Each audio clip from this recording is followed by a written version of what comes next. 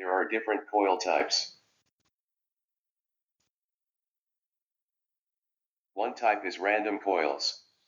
Random means the windings are coiled in a somewhat random pattern. This method typically uses round wire coiled in an irregular manner, rather than precise manner. Random windings coils are common to small to medium-sized motors, especially those under 1000 volts. Here a winder is built a set of random coils that will be installed in the motor stator core.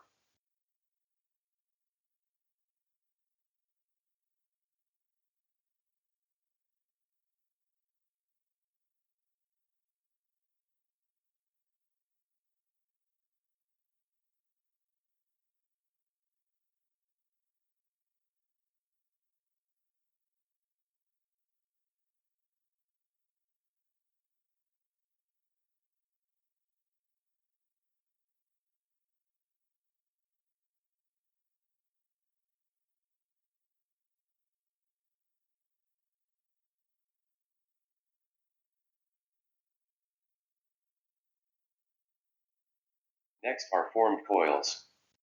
Formed coils, also known as precision coils, are electric motor windings where each coil is individually preformed into precise shapes before being inserted into the motor's stator slots. Unlike random coils, where wire is in a loose manner, formed coils have an ordered, consistent arrangement of turns, with one turn placed directly next to the next in a controlled pattern.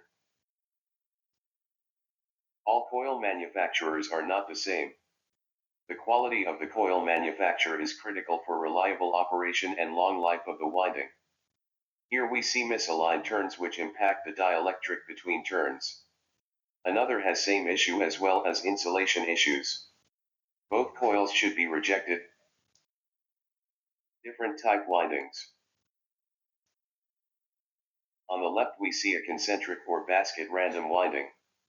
Copper used to make these coils may vary, which impacts the resistance, inductance, and capacitance testing results. Also, iron influence can impact the surge test results. In the middle is another random winding called a lap winding. In lap windings, the coils overlap. And on the right we see lap form windings.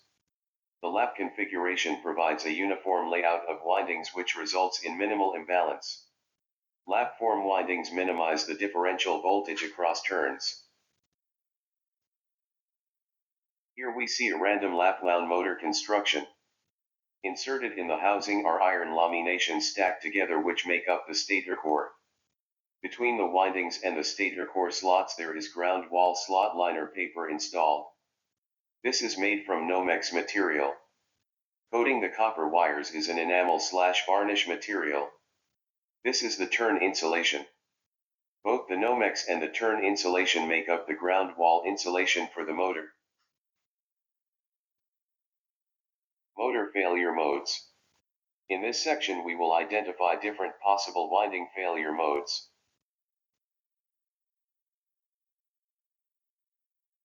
First, a coil-to-coil failure is when a short across many turns occur. It is a fault that sometimes will trip the motor immediately, especially if the protection relay includes phase imbalance protection. A winding with AC current flowing cannot survive a coil-to-coil fault for very long before the shorted coils heat up and burns across many coils or into different phases and even through the ground wall. Next is phase-to-phase fault, where two different phases short together. This is the largest, most extreme fault condition within a motor windings. This fault leads to an immediate instantaneous overcurrent fault trip. Next is a turn-to-turn fault, where two adjacent turns short together. Initially this will not typically trip the motor offline. However, a winding with AC current flowing cannot survive a single turn-to-turn fault for very long before the shorted turn heats up and burns across many turns and even through the ground wall insulation. How long do you believe a motor will continue to operate after experiencing a turn-to-turn fault? 80% of ground wall failures start out as turn-to-turn faults. This is because the turn insulation is the weakest insulation in the motor. Due to transformer action, a turn-to-turn fault will heat the shorted turn, burn across other adjacent turns, and continue to spread across coils, phases and ground wall insulation. A turn-to-turn fault can occur during starting and stopping the motor. Here we see an arc occurring between turns of this winding when starting and again when stopping. The arc did not bridge the turns, therefore the motor does not fail.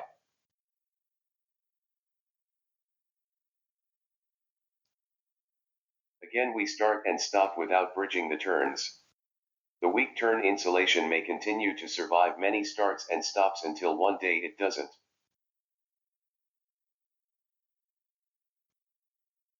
Here we see during the last stop or the start, the turns did bridge. And heating of turns begins until eventually burning through the ground wall insulation and tripping. This is why our predictive motor testing program must interrogate turn insulation. If not, we will not see this coming until it occurs. A turn-to-turn fault will burn through the ground wall insulation within 15 minutes, resulting in motor tripping due to ground fault. Ground faults can also occur due to mechanical movement or issues such as shown here. This picture indicates where a turn-to-ground fault has occurred. It is at a very common location called the slot exit.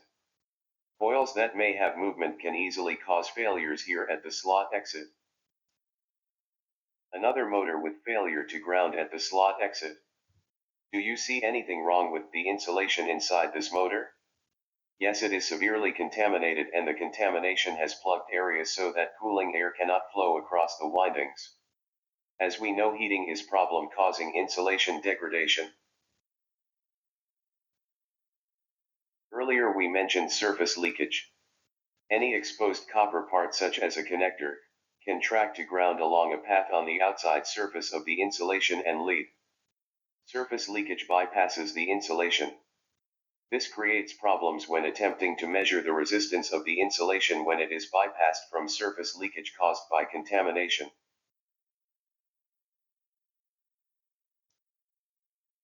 Don't take my word for it.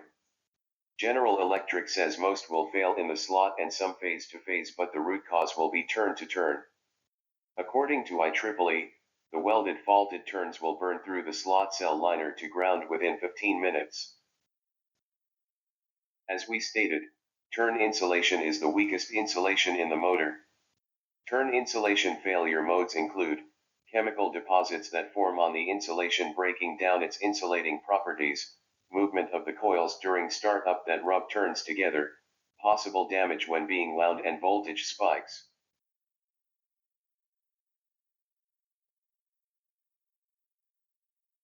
When are motor windings exposed to high voltage spikes?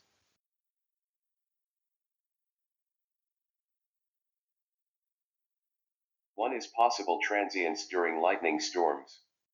Another is spikes due to fast switching of the components inside a variable frequency drive. Is there any more that you can think of? What about when starting and stopping the motors? Does simply starting and stopping the motor create high voltage spikes on the motor windings? If so, why do windings experience a very high voltage transient during starting and stopping? The answer is discussed in laws related to inductance and magnetics. Faraday's law states, whenever a conductor is placed in a varying magnetic field, a voltage will be induced into the conductor. Lenz's law states, the polarity of the induced voltage will oppose the polarity of the field that created it. Let us take some time to understand magnetic fields and inductance. Electric currents, flowing in a conductor, produce magnetic fields that surround the conductor. This is known as electromagnetism. The direction of the rotating magnetic field is determined by the right-hand grip rule, where the thumb represents the direction of current flow, and the fingers represent the direction of the magnetic field.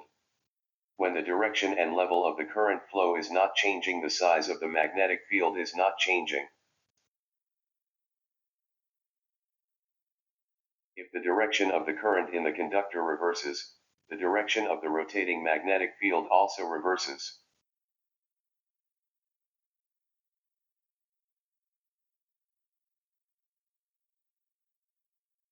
When AC current is flowing in the conductor, the direction and level of the current is changing, therefore the size and direction of the rotating magnetic field is changing as well.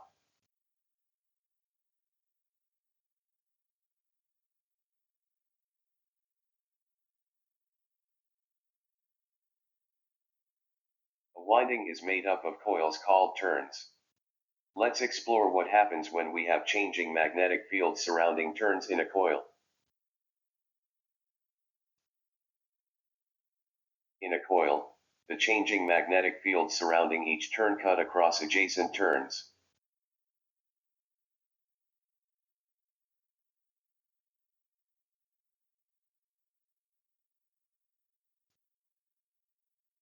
This induces voltages in the adjacent turns.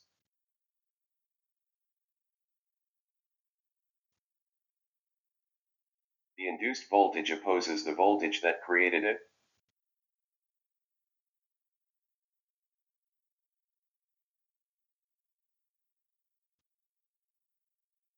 The self-induced voltage in a coil is given by the formula, E equals the inductance in the circuit multiplied by the change in current divided by change in time. Therefore, the larger the current and the faster the rise time of the current, the higher the induced voltage. We know that during startup, the inrush current can be very hot, maybe 7 or more times the full load current of the motor. This very high current will induce a very large voltage on the end turns of coils, stressing them with high voltage. Voltage transients also occur with variable frequency drives which switch the current rapidly and repeatedly. Voltage transients of 2 to 5 times line voltage are common. This is primary reason for failure of weakened insulation systems.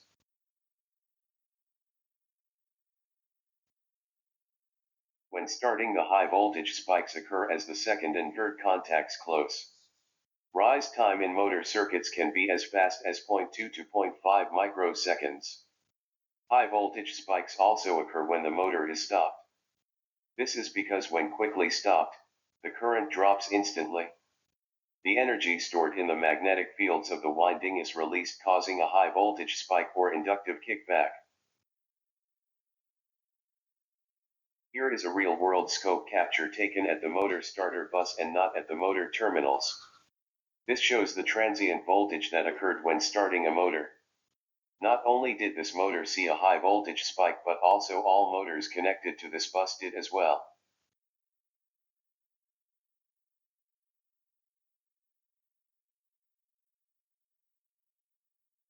Here we see the distribution of voltage throughout the winding. When a voltage spike occurs, the voltage between turns is greatest at the first few turns, and decreases the deeper into the coils. It is higher at the lead end and lower towards the Y end. Also, the faster the rise time in current, the more voltage will occur. The blue lines represent the actual voltage that is across the turn insulation of the first two turns. Of course, this is considering the coil type is a form wound coil and not random. What happens if this is a random wound coil? Yes, the voltage stress between turns can be even more.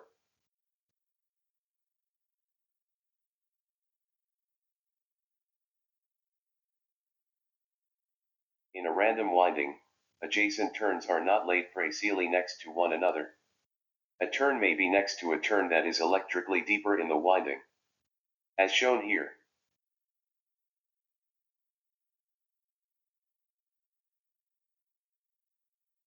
The voltage across turns might now be much higher as shown.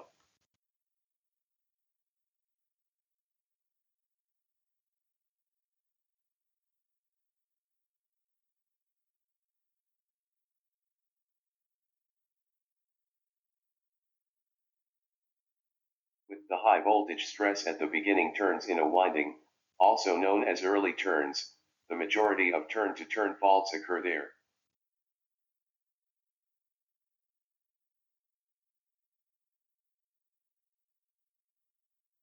The voltages are described in per units. This is a way of quantifying these effects across different voltage class motors. Here is the calculation for an electrical per unit. It is simply the DC equivalent of a single phase voltage to ground. For a low voltage 460 volt motor, 1 per unit is approximately 392 volts. And for a 2300 volt motor it is 1960 volts. Notice we are using the bus voltage level in the calculation and not the motor voltage rating. As stated earlier, motor windings see high voltage spikes on startup, on shutdown, and even during normal operation. Worst case the spike is 5 per unit, which on a low voltage motor 1 per unit is 392 V. So, a low voltage motor can experience a voltage spike during starting of up to 1960 volts.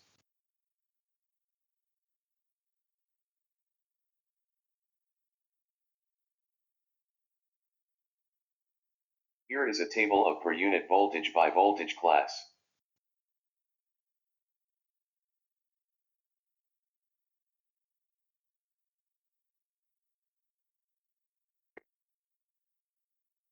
Paschen's law states for an arc to occur across the thickness of our typical motor insulation material we must see at least 325 volts.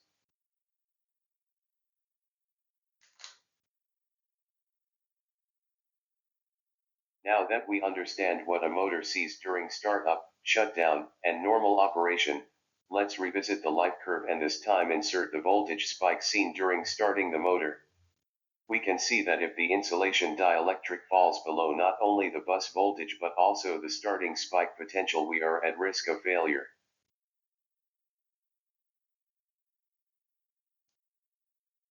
Megger performed some dielectric testing of fun materials to examine, such as toilet paper, electrical tape, etc. Let's take a look at these results. Remember, dielectric strength is the voltage required to bust through the insulation material.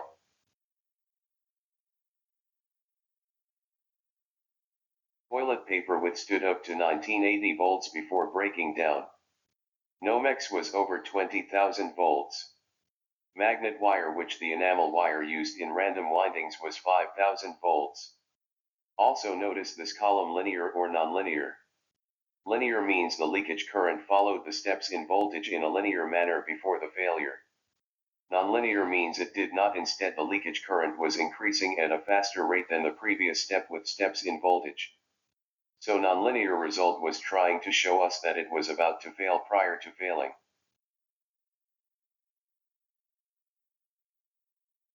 When a low voltage motor is manufactured, NEMA says the wire must have 6,000 volts AC RMS insulating capability. 6,000 volts AC RMS equals 8,400 volts DC.